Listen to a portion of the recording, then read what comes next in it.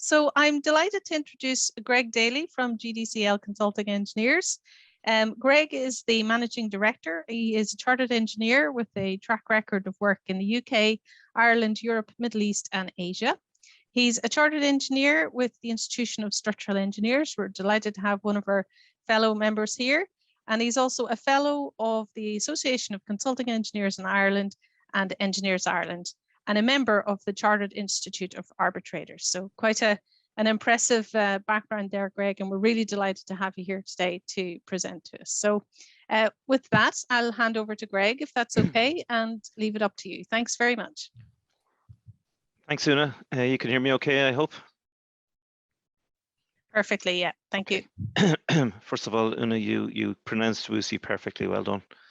So it's not an easy one to pronounce for the first time you see it. So that was really, really impressive. Thank you for having me here today. It's 25 to 7 on a Tuesday evening after a bank holiday weekend. So I'm not going to delay too much. I'm going to get straight into it because I know people were good enough to give up their time, and I'm not going to hold you back any longer than we have to. But I'm delighted to be here, and delighted also to present the GDCL's perspective on the WuXi Biologics project. More so even because we've recently been shortlisted for this project for the Association of Consulting Engineers 2022 Engineering Excellence Awards, shortlisted of 5 out of, I think, 50 submissions. So we're the team who delivered this project in our office, and our partners who worked with us as well are delighted with that. It's a really nice, it's a nice thing to see some reward after an awful lot of hard work. So I'll press on, okay? The presentation tonight is going to be in 8 parts, really, which will be, I'll get through reasonably quickly, I think. And then number 9, there is some questions and answers, a session of questions and answers if people want to ask questions. So an introduction, first of all, an introduction to ourselves. Formerly, Daly Knight Associates was founded in 1999, myself and Eddie Knight. Eddie still acts as consultant to GDCL, and a very, very valuable part of us, Eddie is. GDCL was founded in 2011, gained a certain amount of traction as we came out of recession around 2014, 2015, and we started hiring people in a meaningful way at that stage, and we've progressed very well ever since. Our affiliations are what you'd expect. Most of the member organizations would be involved with the same institutions, and our ISO accreditations are also the staple diet there at the bottom: quality management, environmental health and safety, and BIM management system, which is particularly relevant and very key to the delivery of this project from our point of view. I suppose some background to our involvement in what is something of a niche area, life sciences and advanced technology facilities. Life sciences, in simple English, is pharmaceutical. Advanced technology facilities refers to the microelectronics industry, semiconductor manufacturing, computer chips, put it simply, really. And we all know one of the biggest and one of the best manufacturers is in this country, just outside Dublin there in Kildare. So lots of companies have had a chance to gain experience through the significant foreign direct investment which has occurred in the last 30 years or 40 years in this country, and we're probably no different to a lot of those companies. The names of the companies which I've sort of illustrated this slide with shows you the client organizations who ultimately the projects are delivered for, and then the engineering partners on the right hand side who we would work with and have worked with consistently over the past 20 years. If I go right back to our very first pharmaceutical involvement, it was 2001 in Athlone. We're still working on that site, that campus, with Alexion. Down in Athlone there in 2022. Likewise, if you look at these list of projects, all this slide is really saying is that we've got a lot of repeat work. And I think we've got that because we've done a reasonable job and we've worked very hard to familiarize ourselves and educate ourselves in the key aspects of delivering pharmaceutical manufacturing projects. It's been a lot of hard work, and hard-won experience, but it's been very rewarding. And this is how we've arrived at working on projects of this scale, because we've shown that we have a proven track record in delivering these projects. Introducing the WuXi Biologics project specifically itself, I suppose just a selection of key points around it. WuXi Biologics project is located just outside Dundalk in County Louth, quite close to the old Xerox plant, if anyone knows that, on the exit 16 on the M1. It's a greenfield development, approximately 50 acres, so quite a large site. Capital investment was in excess of 350 million for this phase. There's another phase as well. So significant investment by WuXi. It's the first WuXi development outside China. Gross floor area of almost 1 million square feet, excuse me, 48,000 square meters. We're told it's set to become the world's largest single-use biologics manufacturing facility in the world. The company who were appointed as project manager and design lead in 2018 to this project was IPS, Integrated Project Services, an American company with a presence in the UK and with a presence in Ireland for the last 6 years. We would have worked with a lot of their senior people over the years, but we also worked with IPS on their very first project, which was a very small, modest project actually. And I guess hopefully we were helpful and productive for them, and they decided to bring us on board for this project. We were appointed along with, by IPS, I should say, as civil structure consultants in 2018. I should also point out that one of the key reasons for IPS's appointment is that they were working with WuXi in China, and they had established very, very strong working relationships with them in China. So it's a very global industry, and global partners move around the world in the industry. That's just a shot of the site, an opening shot of the site during construction. Going back in history a little bit, there was a previous planning permission on this site by the IDA in 2007. It was for a completely different process, but it was a manufacturing process, a pharmaceutical manufacturing process. The relevance at this point is that it was key for us in leveraging to fast track our planning permission. So fast track is a word I'll mention quite a lot during this presentation, because fast track was a huge part of the delivery of this project.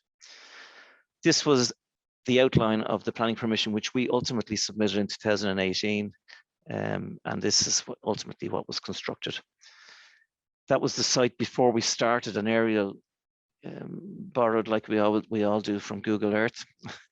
But that was the site before any development occurred on it back in 2000, and I think that was taken in 2015 or 2016. And that's an aerial view taken from a drone of the completed site. Well, the site was nearing completion, I should say, maybe taken about 12 months ago. Now for some more details with respect to the project itself, a project overview. I'll start off with the project team, just to see the parties who are behind it. It was a big team, as you can imagine, to deliver a project like this. So the design team essentially consisted of IPS, who looked after a number of the disciplines, including project management, process design, MEP design, instrumentation and controls, or INC design, process architecture also. Building architecture was delivered by Scott Talon Walker, landscape architecture by Cameo from the UK. The facade consultant were Billings, and the planning consultant was John Spain. So some familiar faces or names in there to the industry, people who are in the meeting today. Fire consultants were Michael Slattery, environmental consultants, AWN Consulting. The geotechnical engineering consultants were AGL Consulting Engineers, led by O'Connor O'Donnell. Traffic consultants, NRB Consulting Engineers, led by Owen Reynolds. And the civil structure was performed by ourselves, GDCL Consulting Engineers. I should say that NRB and AGL work with us on a lot of projects and give us brilliant support, you know. So we brought them into this project, but they more than rewarded us with their output. The construction team, so it was a construction management structure that was applied here, as is the case on most of the pharmaceutical projects. Construction managers were Jacobs, you know, and they had a big team on the project, as you would expect. They then managed a number of key trades contractors. The enabling and civils contractor were Wills Brothers, who were a decent outfit. I think everyone knows that. Big civil engineering contractor. Wills Brothers actually started on the site before Jacobs were appointed as construction managers. Such was the pace that the project took off at. Steelwork contractors, again, a very key contractor here, Kiernan Structural Steel Limited, KSSL, I'll be mentioning them a couple of times in this presentation. Our relationship with KSSL was very important and key to us all delivering, I think. They brought a lot to the project. Buildings contractor, there was a number of them. PJ Hegarty's were one, and they did a fine job too. Colin Construction also were involved in parts of the buildings, in some of the buildings, I should say. The cladding and roofing contractor, the envelope contractor were SIAC. The ground investigation contractor was Ground Investigations Ireland Limited, led by the late John Lombard, who unfortunately passed away in the last 12 months. Then there was 4 major MEP contractors involved: Mercury Engineering, Jones was sold last Friday for $1 billion, I believe. Well done. Kirby Group and Dornan Engineering. So there was a lot of heavy hitters on the construction side, I think is evidence from that list. The BCAR side of things was delivered Michael Kavanagh by Jacobs and ourselves, obviously, and ourselves and Jacobs. Michael Kavanagh was the assigned certifier. Dennis Hannon representing Jacobs Engineering was the builder, and I was actually the design certifier. They twisted my arm into that, so I said I'd do it for them. But it was it was a relatively easy job. One thing I'd point out about these kind of projects, the level of compliance required in a pharmaceutical project is so high, and it goes so far beyond building regulation compliance, that the risks associated with taking up one of these positions, these BCAR positions, are extremely low, because there's huge control and regulation of information and quality assurance and so on. Moving on then to our own team, which included obviously a lot of people in-house and then partners outside of the office, including AGL, who I've mentioned already, NRB. And then we had a very strong team of engineers and BIM technicians, BIM designers, and document control and civils and structural engineers. A great team who did a fantastic job. Another photograph from the air of the project in progress. Moving on then to as part of the project overview, the construction schedule, because this is where we get into seeing what the turnaround was on this project. A very broad outline of the project schedule is as follows, right? The milestone dates were really appoint the design team, August, September 2018, start on site, January 2019, mechanical completion, August 2021.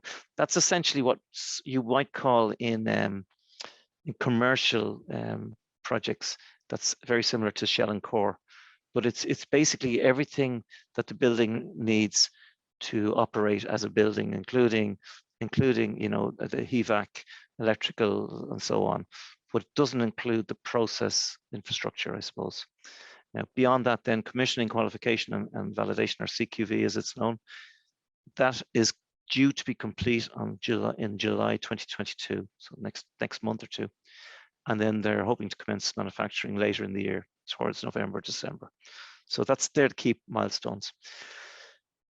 An aerial view of the facility again during construction. Now, I suppose, to look at the metrics, which I think are pretty impressive in terms of the civil structural elements of the work.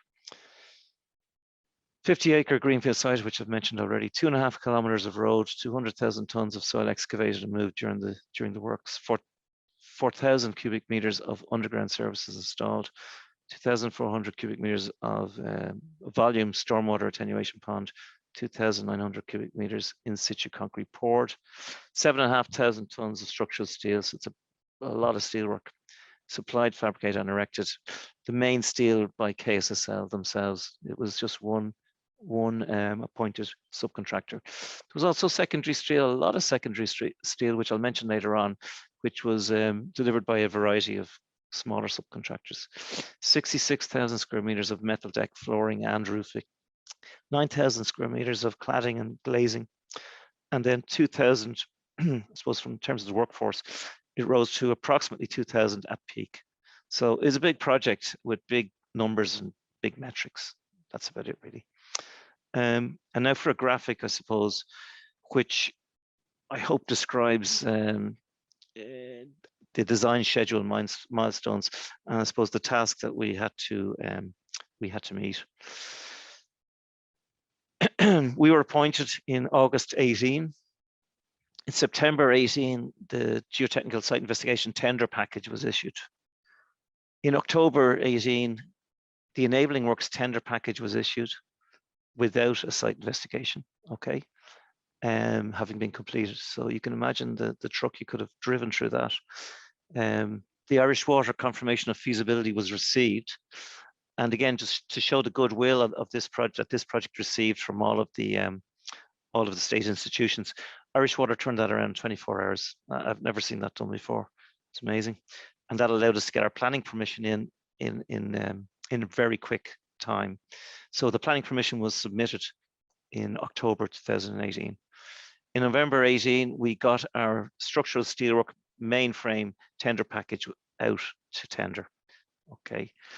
In 2018, in December 2018, the grant of planning permission was received, not the notification of a decision, but the grant. So again, the goodwill towards this project was massive. Also, I suppose from Louth County Council's point of view, you already had a pre-cooked planning permission from 2007. Everything about this site was geared to this type of development. So the only issue would have been public objections, and we're very fortunate to get through that without any difficulties. Also in December 2018, just before Christmas, the enabling works contractor was appointed, that being Wills Brothers, who went on to execute pretty much all the civils works on the site, but they were appointed to a limited enabling works package at that point, but still with a substantial monetary value. So in January, after Christmas, the enabling works construction package was issued, and the enabling works contractor, Wills Brothers, commenced on site. I think it was about the 7th of January. There was no hanging around, to be honest with you.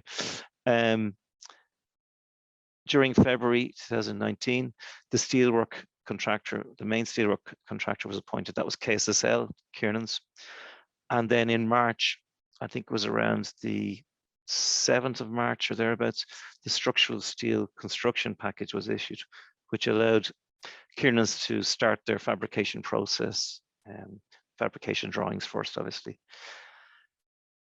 Structural steelwork fabrication actually commenced in March also, and that's a testimony to the turnaround of the fabrication information by Kiernan's and the approval process, which we engaged with Kiernan's as well, which I'll talk a little bit more about later on. But it was real-time fabrication review through the use of the BIM models which were available. So it was a little bit innovative, I thought at the time. Maybe everyone's doing it these days. But it proved very successful in getting us not only started, but in fabrication drawings, but getting fabrication started as well in a meaningful way. The concrete tender, the elements of concrete were tendered in April 2019. I should say that I think in and around February, Jacobs had been appointed as construction manager. That should have been a milestone. I recorded, apologies for that. So that was a very important milestone also in terms of controlling the project. And it added great value to the project, having their stewardship on board. Concrete tender package was issued in April 2019. And then in May 2019, structural steelwork erection actually commenced. So that was a pretty good turnaround, I think, considering that Kiernan's had only started fabrication drawings and were only appointed in February. And that actually was the first major milestone in terms of construction for the project. It was the 13th of May 2019. That was a photograph taken. I think there was a little bit of PR involved in this, if I remember correctly. I think there was a very senior executive flying over from China, and this was a very important statement for I suppose the Irish management team to be able to say that we're ahead of the game here, we're getting going, and we promised you steel in May, and you have it. There was that sort of a vibe around it, as I recall. So, and then as that progressed, obviously from there. Foundations, of course, were already in at that stage, and that was a great achievement by Wills Brothers as well, to get all that work, get the site cleared, get all the earthworks done, and get foundations in advance of the steel arriving on site. So you can imagine it was fun and games at the time. The next part of the presentation deals with civils and geotechnical. Obviously, it's the Institute of Structural Engineers, but we all rely on the geotechnical in particular, and the civil and site works are very important too, from the point of view of successful delivery. So that's a graphic or a photograph of the attenuation pond during construction. And then this is just a summary my civils engineer put together for me. It's very brief, but it's to the point and it covers everything, I think. So the main aspects of the civil engineering design were, number one, the surface water network and attenuation, designed obviously for a 100-year storm event. Number two, the fell sewer network, including treated process waste discharge. So there's a very significant amount of process waste, and there was waste treatment for the process waste, which wasn't our discipline, that was the process discipline. But our fell sewer network catered for the volumes that would come from that. So much so that I think Irish Water almost had a heart attack when they saw the volumes that we were applying for on our connection agreement.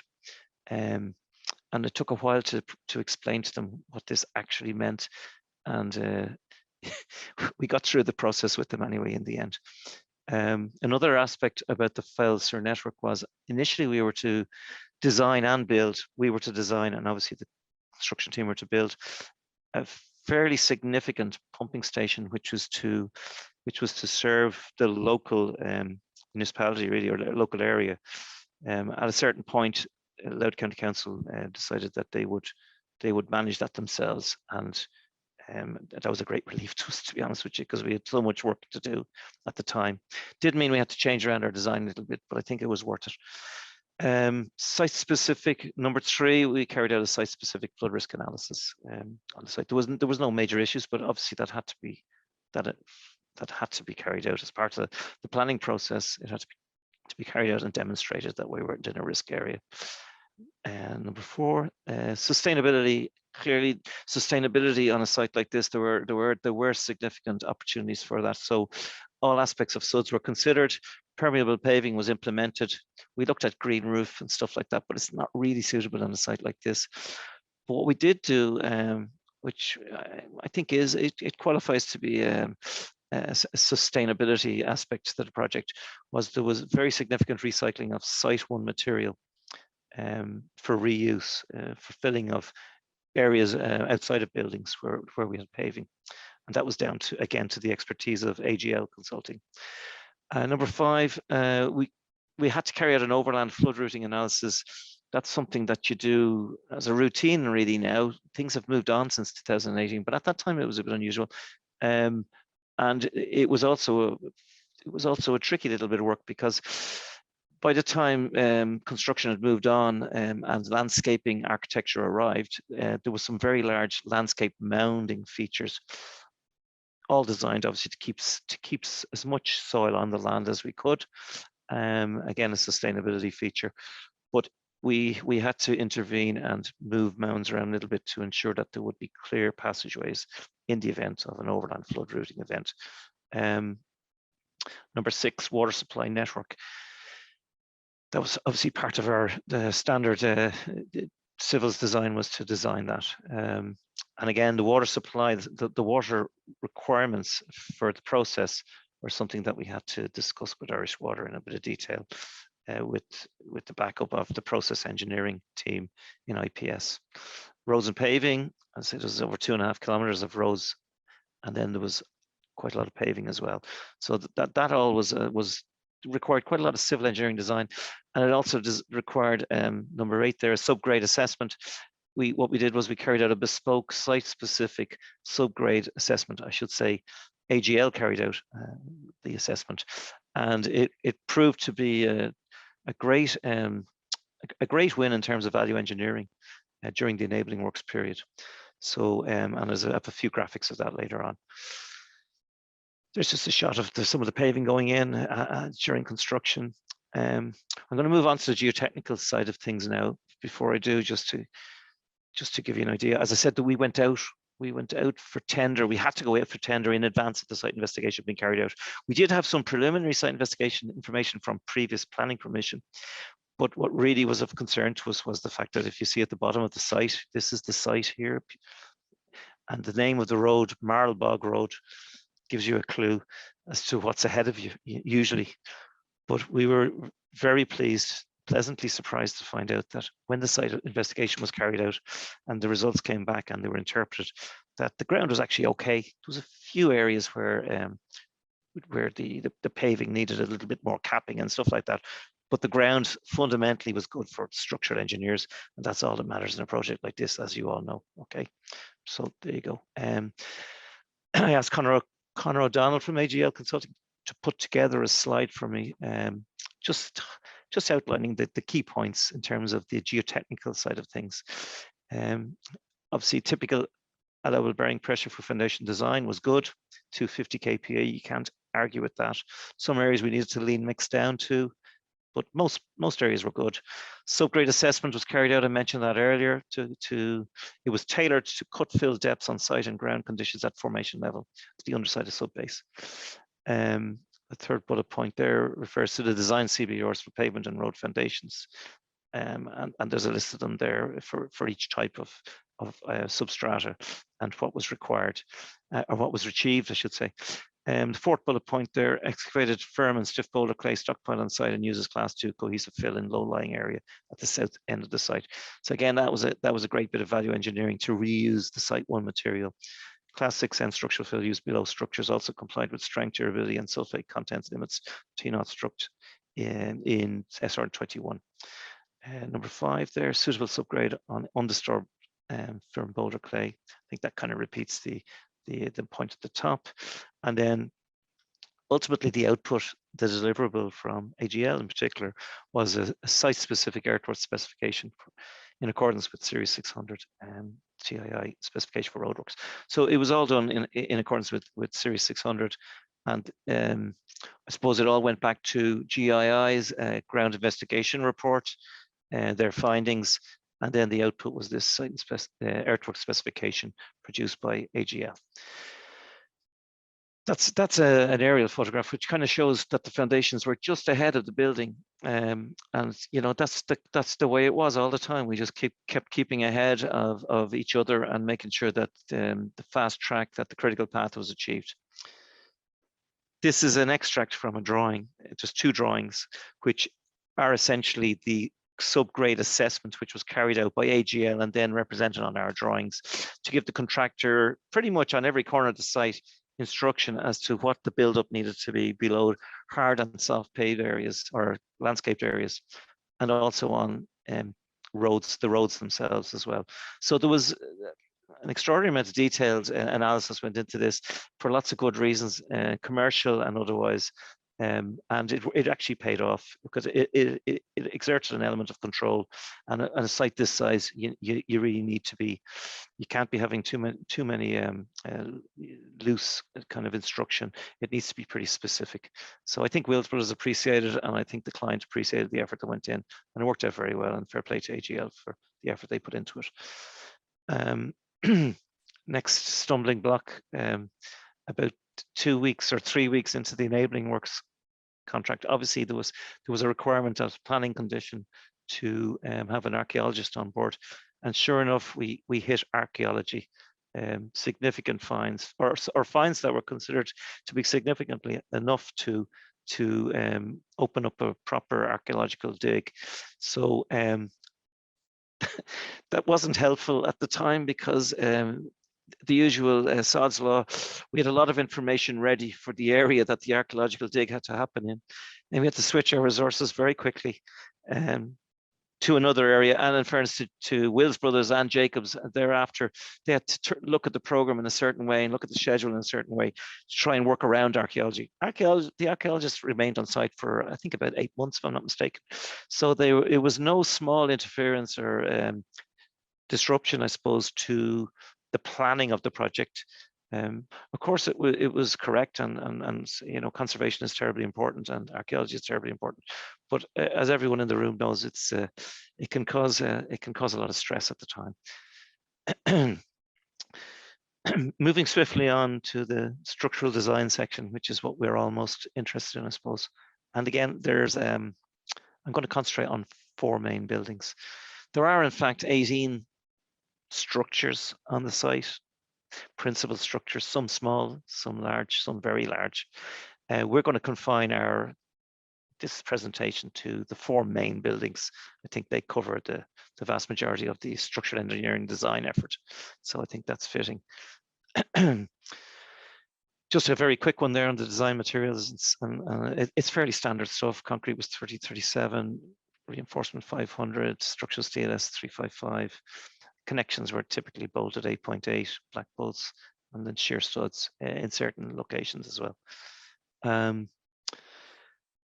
The first building we're going to look at is DK1, which is the administration and laboratories building. So there's DK1. DK stands for Dundalk, by the way. That's no big mystery. It's just Dundalk 1. So DK1 is the administration and laboratories buildings. That's the front of house building.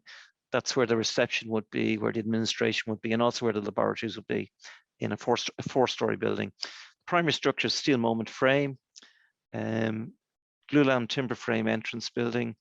At the entrance, I should say, it's glulam timber. That was probably the most architectural expression of this building. That, and I suppose the brise-soleil at the front. A glazed atrium in between DK1 and DK2 also was pretty interesting and pretty impressive when it was completed. Design imposed loading typically was 5 kilonewtons a square meter, with some variation on certain floors. That's the building itself during construction. So it's a 4-story building with a penthouse on top, and then a bump out on top of that again, which was a bit of an afterthought, but it worked out okay in the end. You can see, I don't know if you can see my cursor, but you can see that's the production building in behind. That's DK2, and there's a link in here in between the 2 buildings. That's a glazed link, glazed along the sides and glazed along the top. And there are very, very light trusses, architectural expression there, trusses, which are supporting the glazed roof in that area. An expansion joint running all the way along there, which added to the complexity of the connections required along there as well. But it all worked out in the end. You can see the start of the glulam happening here at the entrance area, which is kind of an arc on plan. The only other thing I'd mention about this building is the grid on it. The grid on it was, I think, just over 10.8 by 10.8, so a module of 600, but a pretty big grid. You wouldn't come across that too often for this type of building, and some pretty hefty structural steel sections, primary and secondary, to achieve that. The other one that was noteworthy, I suppose, there was it's not shown here, there was a 6-meter freestanding stairs hanging out of this little piece of floor slab link across here, which required a lot of analysis to take the torsion out at each connection.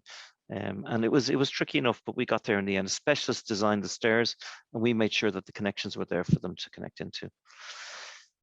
There's just a cross section through the building, including the penthouse, another cross section there showing the bump out above the penthouse. And that's a photograph of it during the construction. There's a cantilever feature at the front, out of which the brise-soleil is suspended outside of the main glazing.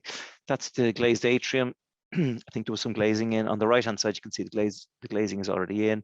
Very light trusses. I don't know if you can actually see them there, but they're nice, kind of very light, using tie rods and stuff like that. It turned out really well. We were very happy with it. That's a photograph taken about 3 weeks ago from outside of that atrium. And I had intended taking one inside. I just clean forgot. So there you go. That's inside the entrance area, which is glulam during construction on the left-hand side. And a couple of weeks back, I took a photograph of it as it was completed. Again, that was a specialist supply, which we reviewed, and we had to. Tricky little bit was trying to figure out the connections after the event, because we just went so quickly with the steel that we had to re-engineer it a wee bit afterwards when the final design came into us. Moving on to building DK2, which is the production building, and this is the most important. I suppose it's the key building on site because this is where the product is manufactured, which is worth millions and billions of revenue over a number of years. And the primary structure is steel brace frames. There's significant secondary steelwork for pipe routing, clean room equipment, and large vessel support. And that's so important, I've repeated it twice, it seems. The design imposed loading is probably the key thing here. It's 15 kilonewtons a square meter. That's a serious enough loading. I think most of you would be familiar with plant rooms where you go with sort of 7.5 to 10 maybe. But in a building like this, you need 15. We actually pitched it at 20 at the start based on our experience. We were beaten back by the men with the money, and we just about made it in the end because there was some plant came in from vendors which exceeded the weights that we'd expected, and we were able to make them work through justification and so on. But it's heavy loading. That's an aerial view of the production building, and you can probably just about see the offices behind it. This is the link into the warehouse building, the logistics building, which is next up. And again, there's an expansion joint running along there. There's also an expansion joint running along here, which is an annex to the production building. So the expansion joints were decided at a fairly early stage, in conjunction with KSSL. They had an input into that too, because it was an important part of the design and the fabrication and the delivery of the design. Couldn't be. We had to make quick decisions on that very early on. So I think we came up with the right locations. That's just a floor plan, just to give you an idea of it, the scale of it. Like, it's 100 meters long overall, from the top left corner to there, approximately 100. Then you have the expansion joint along here. You can see, hopefully see the double layer structure, or 2 lines of structure, I should say, along here. And then we have the link here, which is a separation from the corridor that goes in there and out into the warehouse. This area here is where all the fun is with loading. And this is where a number of vessels were there called, they were known as ABEC vessels. I don't think I'm breaking any IP rules or protocol, but these were heavy. These were heavy tanks, you know. So much so that our loading diagrams, which essentially had a note saying imposed loading is 15 kilonewtons per square meter. I don't know if you can see that at the bottom. We had to embellish that significantly and work very hard on this at a later stage in the project, because the loads coming in just kept changing, and we had to get into the secondary, obviously the secondary steel more so than the primary, justify the primary, but work on the secondary to make the arrangements work. And we did in the end, you know. That's just a blow up of it. And another aspect of these vessels was the level of detail we had to go into. Tom Murphy, our BIM director, who hopefully he's in attendance here, will remember this. There was a lot of pain, and the tolerances on this were incredible. And we literally had to step through it millimeter by millimeter almost. Each vessel seemed to have a different bearing arrangement and whatnot. So there's other drawings then required for that. And between the drawings and the modeling, I think we got there in the end. Seamus, also our lead structural engineer, played a big part in getting this right at the time. It was really tricky stuff, to be fair, but it just needed a lot of application and a lot of hard work. We got there in the end. That gives you an idea that of the interior of it, that actually is a mezzanine level. So the floor to ceiling there is only about 4 meters probably. The overall floor to ceiling was, I think, in and around 10 meters, and you can see that here, in between the 2 major levels. Then the intermediate mezzanines slipped in at about 5 meters. They were designed for about 5 kilonewtons a square meter, and that was a bit of a negotiation as well, because again, the thing was moving so fast, and we were trying to cater for I suppose unforeseen vendor equipment and whatnot. But as I say, we got there in the end. This is an example of the vessels I'm talking about, probably one of the smaller ones, but those feet had to be sitting on exactly on steelwork, trimming it, and it's not difficult, but it's just the pace you're going at, and you're trying to ensure there isn't a delay caused by a lack of activity on our side, a lack of effort, I suppose, on our side. And then you're relying on the cooperation of the structural steel fabricator, KSSL, and the suppliers, the vendors, and also the process engineers in IPS. And it's all done at a frenetic pace in the white heat of the critical path. But as I say, it worked out in the end. That's a view a couple of weeks back of the production building, taken from the front side of it. This is the annex I mentioned of it, and then there's a link corridor to the administration building here, the administration and laboratory building, and with the WuXi Biologics logo in it and so on. Let's say at the moment they're undergoing, they're in the thick of commissioning, qualification, and validation, QC/QV, and with a view to getting up to manufacturing by the end of the year. DK3, so we've 3 down, only 1 more to go after this. I promise I'll speed it up now a little bit. DK3 is basically a warehouse building, it's logistics. It's a brace portal frame building. The ground floor is obviously designed to carry high bay racking, so 40 kilonewtons a square meter, that order of things. Floor tolerances, DM1 for the very narrow aisles, and FM2 elsewhere for the racking. One kind of interesting point about it, we had a GMP, that's good manufacturing practice, a cold room, independently, it had to be independently supported within the building, and it was about 15 meters high. I think Paul Horn, who is the director of the company and led the charge on site, and I'll talk about that later, was key in designing this with the client. Really, it was a kind of a workshop design on site, fed back to our office at the time in real time. But it was tricky because it isn't easy to design and to install after the event a cold room structure of that size, and brace it out and make sure it doesn't tie in. We came up with this term warm bridging. That was one of the reasons we couldn't connect. Obviously you might say, well, why just connect the bloody thing into the main frame and it makes it easy. But there was this phenomenon described to us by Jimmy O'Keefe, who was one of our client representatives. He worked with WuXi, excellent guy, most helpful during the project. But Jimmy actually had worked on a previous project, a Bristol Myers Squibb project, and he'd seen a GMP failure because of this phenomenon called warm bridging. It's the opposite to cold bridging. It's where you've got a cold environment inside. It's probably obvious when you think about it. And if you tie off steel above the cold room, say ordinary steel in an ordinary roof, this can cause condensation to occur in the cold room, and mildew and mold and stuff like that, which is a disaster in a pharmaceutical, clean room facility. It's a failure. It's not just an inconvenience, it's a failure, and it can bring all sorts of problems. So we had to avoid that. Probably the picture tells 1,000 words. That's it there. That's the cold room inside the warehouse. I think maybe you can see the scale of it. And it actually, I remember going up on site and seeing it for the first time when it was erected. I was a bit worried, did we actually get it right? But it looks perfect actually when it's erected. When it looks right, it is right, is the old mantra. And in this case, I think that looked right. There's some drawings of the warehouse. There was actually a significant first floor area there, just mentioned that. And then on we go, cross sections and so on. That's a photograph taken a few weeks ago that shows this kind of links all the buildings. So that's our production building. The administration building's outside of that or behind it. That's the warehouse building. These are all the pipe racks leading in, as you'd expect, into the central utilities building. And that thing on top of that there is pretty much what it looks like. It's a bit of an afterthought. It's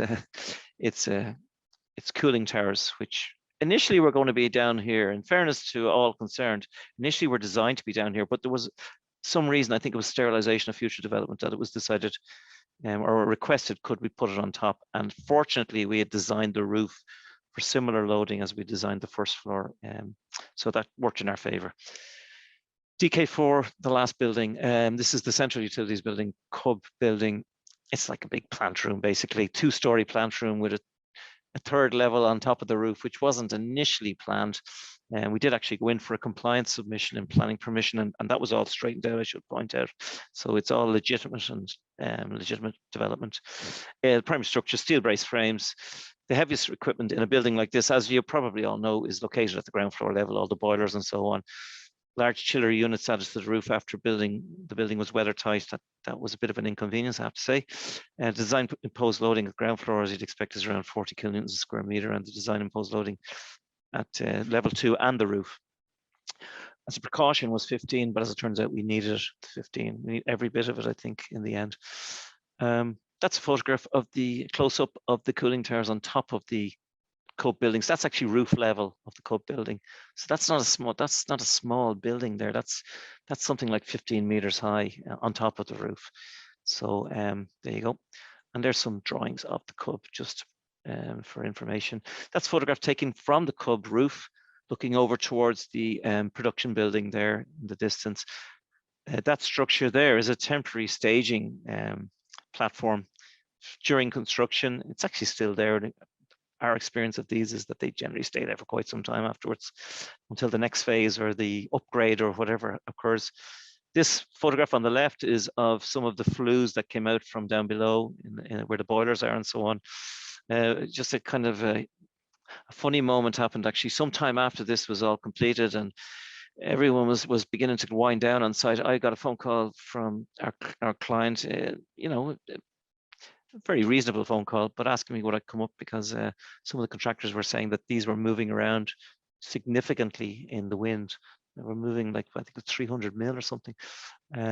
So obviously I headed up, assuming we were wrong, as you do, and assuming we'd missed something or wondering what was coming next.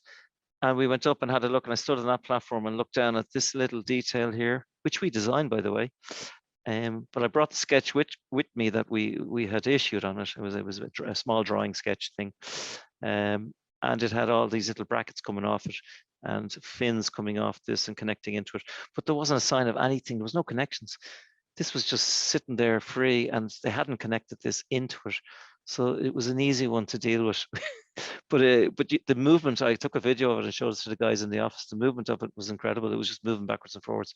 But anyway, small anecdote, I'll move on. BIM was a huge element of the delivery of this project for the whole team and ourselves included, obviously. And the next slide or two just summarizes the key points around this. BIM is very popular now. Everyone's using Revit and so on. But I suppose it is extremely important. I've seen in the last 20 years, the advent of BIM in the last, I suppose, 10 years has made such a difference to the delivery of these types of projects. It's fantastic. And I'd like to think we're pretty good at it. I think, in fairness to ourselves, we have to be, or otherwise we probably wouldn't be on these projects. So the main points here, Tom Murphy, our BIM director, put these together for me earlier. I suppose the WuXi project presented an opportunity to utilize BIM 360 to its full potential. 2018, BIM 360 wasn't widely proven, a proven tool, if you like. It was early days. I think it only came on the market around 2015, and I know there were issues from talking to people who know what they're talking about. There were issues with it for the first few years, but certainly the opportunity was taken by IPS. To be fair, they brought people over from the States, and they drilled it into the whole team. And nowadays, it's no big deal. People use BIM 360, but at that time, it was new enough. Second bullet point there, it gave us the ability. BIM gave us the ability to have fully live linked models on a cloud file sharing platform. That's just standard fare now, I suppose, and it's obvious that's what it gives, but that's what it gave. It gave us global access for all members of the design and the construction teams. I underlined that because this is one of the first projects where I saw where the models were handed over to the construction teams at a very specific moment in a very formal way. And you might have had, say, 16 or 20 disciplines on the design team involved in the model at any one time. Suddenly you had another 20 or so contractors with their people involved in the same model real time. It was very interesting to see how it worked, and it worked very well, I have to say. Fourth bullet point there, this was a huge benefit to us. The way BIM was executed on this project was a huge benefit in identifying and tracking design issues. Again, standard fare for people who use BIM. Clash detection. In some cases, it showed us where additional steel was required, usually secondary steel. Now, I would even call it tertiary steel, pipe supports and the like. This wasn't in our scope as such. It was generally speaking, tertiary steel right down to like small bore pipe work or that kind of thing, or platforms and things like that would go to the trades. We ended up stepping across that line very often to try and just keep things moving. And I think it helps the project in some small way. The fifth point there, many other features that were still being developed with Autodesk at the time and were discussed and trialed within the BIM team and with Autodesk. Yeah, Autodesk actually, Tom was telling me earlier, got quite involved in this because they were keen to see this succeed. So it was early enough, I think, certainly in the context of Ireland, I think it was early enough for a successful rollout on a scale of on this scale. So much so that Autodesk showed an interest. So that's an interesting one. Second last point there are approximately 10 Revit design models per building, covering 5 primary disciplines: architectural, structural, mechanical, process, and electrical. I think you could add a few more disciplines in there on top of that, including INC and controls and things like that. But that's an interesting one to see that amount of models together. Site-wide, I'm assured I'm informed that in total there are approximately 90 design and construction models loaded into the federated model. So I think it's an interesting slide, and it gives us a perspective. Certainly it was the engine of the project in terms of deliverables from the design team. It was also, I suppose, to a certain amount, the platform for coordination beyond anything else for the trades contractors as well as the design team. I asked Tom to put together a few static images of the model.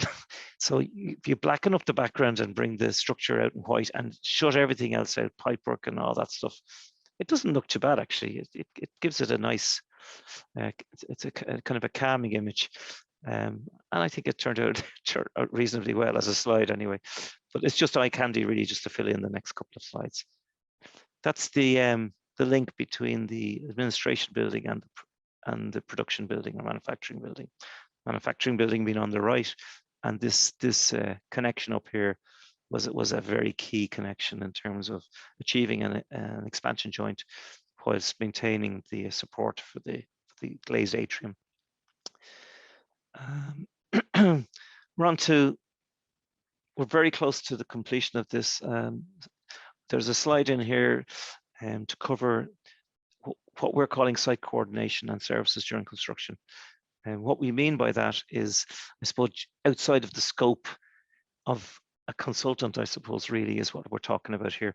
We all know that the contractors hold the primary responsibility for coordination. But in this particular project, again, I keep repeating this, the pace of it was such, we couldn't stand back. And to protect our client, to protect ourselves to a certain extent, to protect the project, we had to really get involved and get our hands dirty. Now, a lot of people will be familiar with the phrase, with the position of resident engineer. The resident engineering position, in my experience over the last 30, 40 years, has been a fairly genteel position. You represent the client and you keep an eye on things, and obviously you exercise authority over certain aspects of the technical side of things, sometimes over the contractual side of things. This one was very much hands-on coordination. There's a couple of slides here which I hope will explain what I mean by that. They're just the slides to show the kind of stuff that you're into when you're coordinating this secondary and tertiary steelwork. Paul Horan, director of the company, who spent about a year, maybe a year and 3 or 4 months even on site, maybe a year and a half even. Paul spent that time on site executing, I suppose, what we call services during construction. This is a slide he pulled together. So there's 7 points. Point number 1, primary steelwork packages were issued with significant holes indicated at locations where design was incomplete or input from specialist contractor was required, e.g. the glazed atrium, glulam installation, and so on. So there was a lot of holes. In order to keep the project moving, we had to put a hold on certain items which just couldn't be developed quickly enough. It was important then to be able to unlock those holes in an efficient way and not in a cumbersome way. But at that point, everything's on site, so we had to go on site really. Point number 2, the on-site SDC team.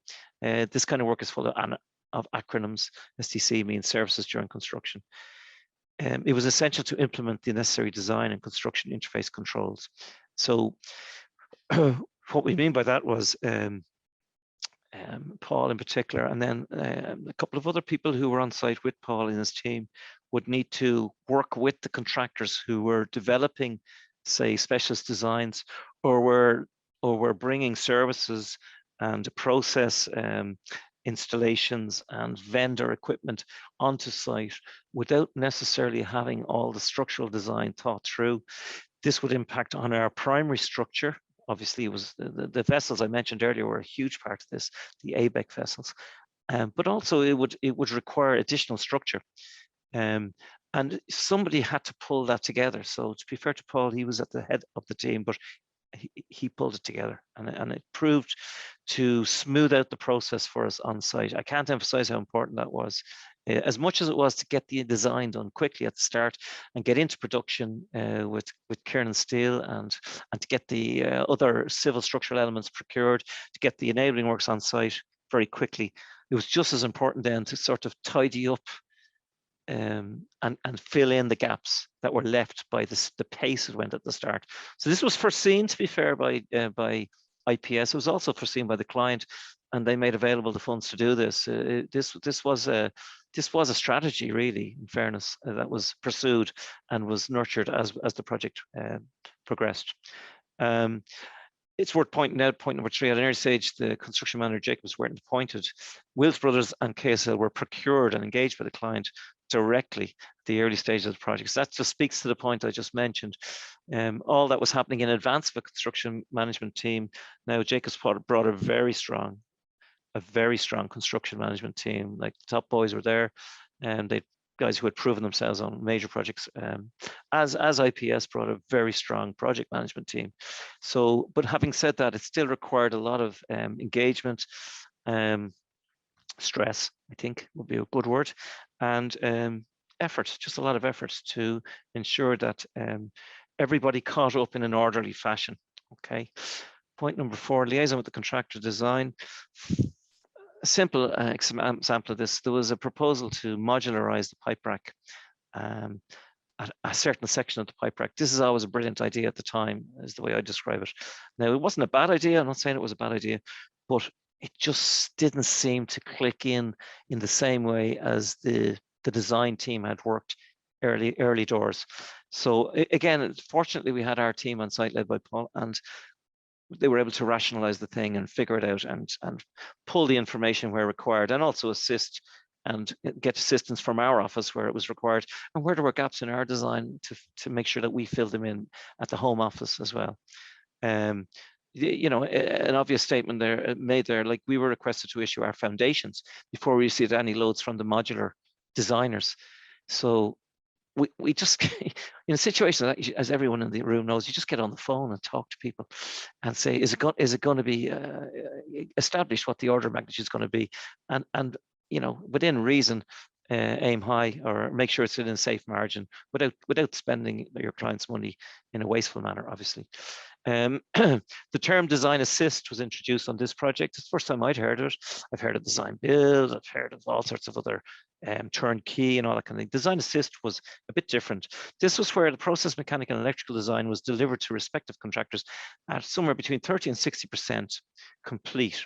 Now, that's a lot of design. It might not sound like it is, but it's a hell of a lot of design. And that gets you to procurement stage. And the reality is that the design tends to change significantly after that, because vendors are brought in by various parts of the supply chain, and you can get a lot of design development after that. But what it meant was that GDCL were required to coordinate on site in real time with even more parties, depending on the package. So there was a lot of factors happening all the time that meant that we couldn't just issue the drawings and walk away. We had to be on site full time. With a sort of a crack team on site. Not everybody was on site, but we had a small team on site working with everybody there, and as part of the bigger team. Number 6, the understanding the overall project scope and BIM execution plan was key to successful delivery. I think we covered that earlier on one of the slides. And then a final point there, the use of EDA was key. EDA developed, I think, in around 2014. It was my first experience of it on a BMS site out in Cruiserath. It was developed by Irish people, I think ex-Mercury employees, if I'm not mistaken, and it's a brilliant system. Anyone that's used it, I'm sure, will agree. It's a it's an information storage system, a data system, and it's brilliant. It's very user friendly, and it allows for all of the submittals, RFIs, deliverables, etc., to be handled. And there's literally hundreds of thousands of documents, if you like, which were managed by EDA, and everybody was involved in it.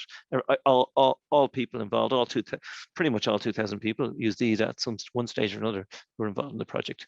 So that was a really important part of the project as well. Again, it's commonplace now using EDA, I think, but it was relatively new at the time.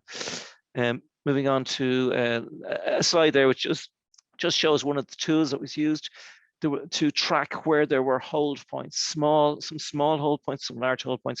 That's a very small part of a very large workbook in an Excel spreadsheet.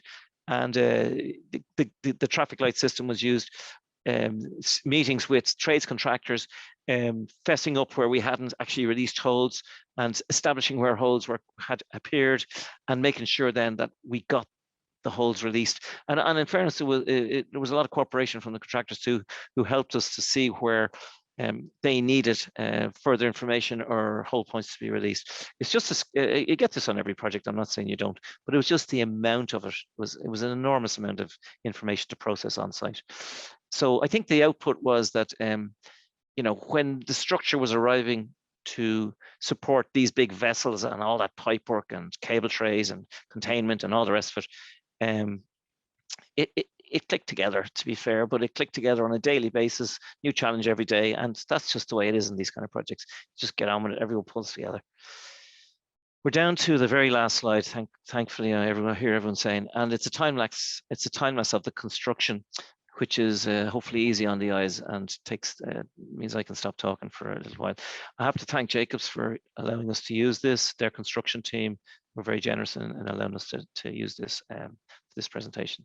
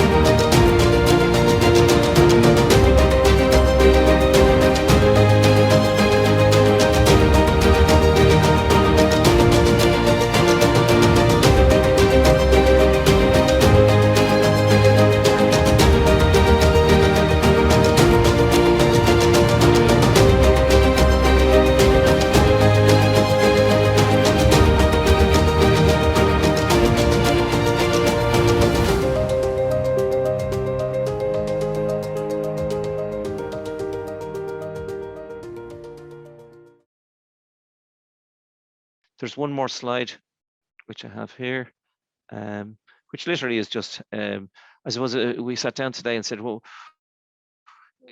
okay, don't get me wrong, there's plenty of speed bumps as there are in every project, okay, but ultimately we came out the other side, and I see it as a success. None of us ended up in court, or you know, or fell out with our client. So I think it went okay, you know. But if I was to summarize, I'm not sure you're getting the view I'm getting here, but is it a full screen view? Okay, hide presenter view. That should be okay now. But if I was to summarize what we feel was key to what we think was a successful delivery, there's about 8 points there. First of all, experience in all aspects of GMP manufacturing projects, construction of GMP manufacturing projects. Number 2, experience of fast track expertise, and I suppose just simply haven't done it before a few times. Projects of this scale, at this pace, it's always a help. A proven track record in multidiscipline interaction, I suppose, is the next one. Engagement with key contractors, which the last slide there spoke to, which really means that you must be integrated. They must be integrated into the design process, and you must be integrated into the construction process at a certain point. An advanced BIM capability is extremely important, and a robust BIM execution plan, which in fairness to IPS, they produced, and it kept us all within protocols, which meant that there was never a failure on that part, on that system.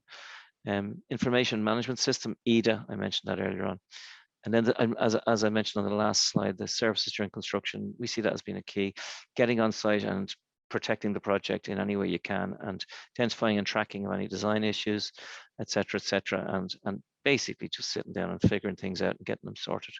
One last point I'd make, I suppose, in these kind of projects, we're often seen as the lower tech discipline, that being civil and structural, particularly civil and structural, or civil engineering, muck, you know, earth moving, that kind of thing. And process is king. Like, the process discipline is king. In the same way as commercial high-end buildings of aesthetic importance, the architect is sometimes seen, most times seen as king, right? But these kind of projects, process is king. But the other side of it is, so is construction. Because if construction doesn't work, and if it fails, well, then the costs are absolutely enormous. The collateral damage to the client is enormous, because, as they tell you, they'll never get a day's manufacturing back if they miss the date. And also their patents run out. And every day they're using it, and when the generic pharmaceutical companies are watching the product, they're losing twofold. Okay, so what I always say to the team when we're talking to them, in as modest a way as I possibly can, say, as I say, we know we're probably down the pecking order in terms of the disciplines, but we're first up on site, and we're the first point of failure. And that's not just us, that's everyone in the room. We're the first point of failure and the first opportunity for the project to fail. So I think civil and structural engineering, and structural engineering in particular, we should regard ourselves with a certain level of importance in the context of a project like this. So thank you very much. I think the last slide really is questions, if anyone has any, and if I can answer them, I will, and if I can't, I'll get someone smarter to send you back an answer. Greg, thank you very much. I really enjoyed that. Having been on an SDC team myself for 2 years on a facility like that, brought back a lot of great memories, and memories of stressful events. As you say, every minute is money, so the pressure's on. So thanks very much. We have about 10 minutes for questions. If anybody would like to answer or ask any questions, please just raise your hand or feel free to type it into the chat box. We might start it off. We have a question from William. Very impressive, Greg. Congratulations. What was the biggest issue on the project? Scale, time, technical, people, other? Or scale, all of the above? Scale, time, technical, people, or other. People, working backwards, I would say other. I'm not sure, there's a lot of other stuff, but people are never really an issue. I think everyone can overcome. Personality should never really come into it. Then Scale, technical time. Time was an issue, yeah, absolutely. We didn't have a lot of time. I hope I conveyed that in a meaningful way. It was a lot of, we were up against it all the time, against time. The scale feeds into that, obviously, because you know, you've got a scale of work and a volume of work to get through in a limited space of time. Technical, I think we were very lucky. We've got a good team. I'm not just saying this. We've got a great team. Good, as all the members here are I'm sure are in the same boat. Most structural engineers are good at their job, thank God, and we do a good job, generally speaking, and that's across the board, across all the practices in town. Our Irish engineers are very good as well at solving problems, I think. So the technical issues were okay. We accounted them same as everyone else, but they weren't a big deal. The biggest deal was time and scale. I suppose that you put the two of them together. Great, thank you. So if anybody has any other questions, please just raise your hand or just type it into the chat. Finnan here has a question. I'm not sure if you can see that, Greg, in the chat. I can't. But for the purposes of the recording, I'll read it out. Thank you. Very impressive, Greg. Congratulations. A quick query on risks with design assist approach that you described. It seems to have worked well on this project. If design proceeds with an element of risk that it's changed, how was risk managed? Did the client contractors accept the risk? So I suppose it's to do with the design assist approach and how was risk dealt with. You know, it sounds like it wasn't a blame game. It's a really good question. There was the same cut and trust on this. If I could put it to you this way, there was the same cut and trust on this site as there was on every site that any of you have ever worked on. So there were moments of tension, believe me. Okay, but there was a good team. There was a good team spirit overall. I think ultimately a lot of good professionals working together. I think what you're talking about, Finian, I think is your name, is probably the contractual side of it. I'm not really privy to how the contracts were procured, but I have a fair idea, and I think what it was, there was an acceptance of a handover. That's really where it always, this kind of thing always either fails or succeeds. There's an acceptance of a handover. The other thing I should mention is, and one of the milestones I didn't show there, in fact, now that I think of it, is that there are several, I should have really mentioned this, there are several stages in a pharmaceutical project like this. There's the concept design, then there is what they call basis of design, or some people call it basic design. The basis of design actually provides you with the basis for the detailed design. In the case where there was this design assist approach taken, that would have been a very, that would have been the definition of what the basis for the continuing design was. Okay, so it would have been documented very, very clearly in that, and I guess that's how you control the risk was controlled. Simply in that way. There was a handover of the design. It was formal, it was contractual, and it was also documented in a technical fashion through several documents, including the basis of design document, also other documents, including the tendering documents and specifications and performance specifications and all that good stuff. But there was some excellent contractual people involved, and including Jacobs people and IPS people who probably brought their experience to bear in this situation. Great. Maybe before we go to any other questions, I sort of have a follow-up question from that.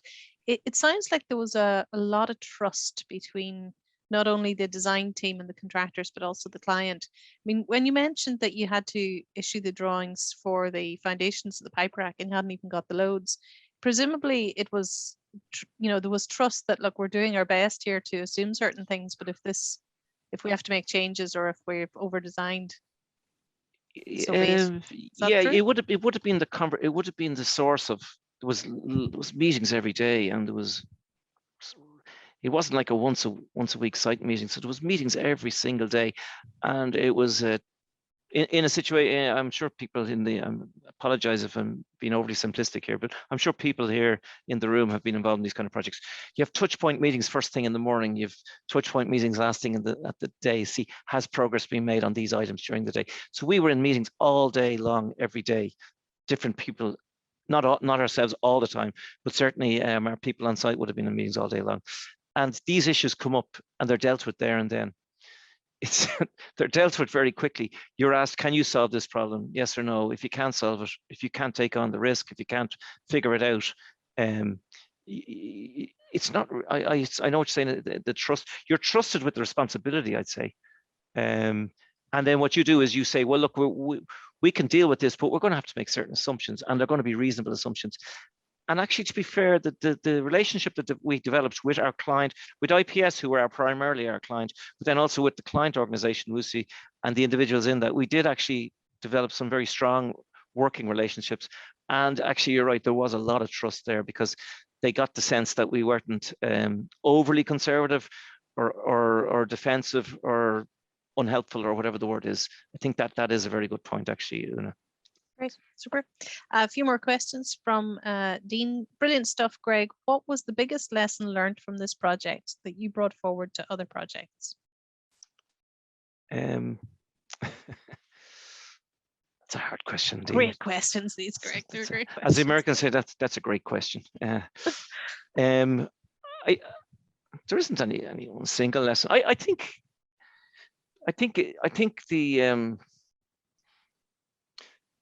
the ability of people to work under pressure, and I suppose one thing I did learn, I think we learned the depth of the resources we had at our disposal. Also, and that includes the people who worked in partnership with us, geotechnical consultants, AGL, traffic consultants, NRB. You know, I think we've got some really great people working on that project. Seamus Quinn, who did most of the structural design. Kiernan's working with us as well. I think what we found was what we were able to bring into other projects, and actually that is a fact, we did bring it into other projects, were the relationships that we built up on this project with some of the people outside of our organization who were involved in this project. And I don't know if that really answers your question, Dean, but there wasn't a single lesson learned. This wasn't the first time we'd executed a project like this. So we knew we could do it, but we were using completely different technology in a lot of ways. And it was at probably a faster pace than I'd seen before, although we've since seen even faster, believe it or not. But that's next year's presentation. That's next year's presentation, exactly. Great. I have two more questions. Great presentation, Greg. Were there any onerous deflection or vibration criteria to be met with the heavy imposed loadings on the composite deck floor slabs? That's a great question. Vibration, we would have, we didn't, biologics is not like bulk pharmaceutical. You don't have the same amount of agitation or moving machinery. Okay, so that wasn't a major issue. We still had vibration checks to carry out under I suppose human traffic. So, and given the big spans that were involved, we had to carry out the standard checks there. In terms of deflections, we were at a very early stage. We were looking at a very elaborate curtain walling installation to the front of the administration building. Somebody managed to talk somebody out of it, and which was a great relief to a lot of people.